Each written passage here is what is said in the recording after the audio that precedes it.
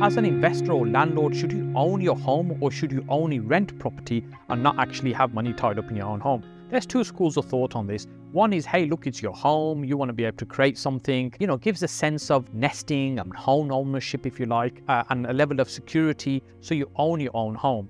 But then the other school of thought is actually, you're probably going to live somewhere quite nice, and that's going to be a significant amount of money that you've got tied up in that. That money, if that was invested in investment property, the income that generates probably would give you the freedom to live in a much nicer house. So what I'm saying is the rental profit that you could create from, say, an investment, let's say, for example, you had a £500,000 house and you had a lot of equity in that £500,000 used for investment, the income that would generate would be enough for you to be able to rent something probably much nicer than that £500,000 house. So in theory, that's kind of, why people talk about not owning a property as an investor and making sure you're utilizing your cash the best way you can.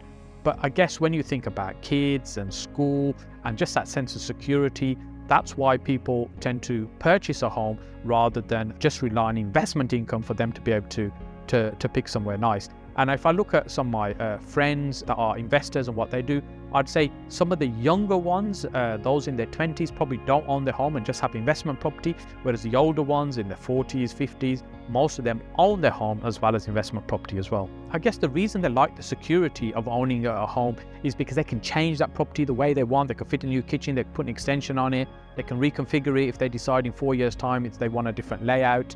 No one's going to come and ask them to move out of that property because they want to renovate it, they sell it or whatever, i.e. they don't have a landlord over them.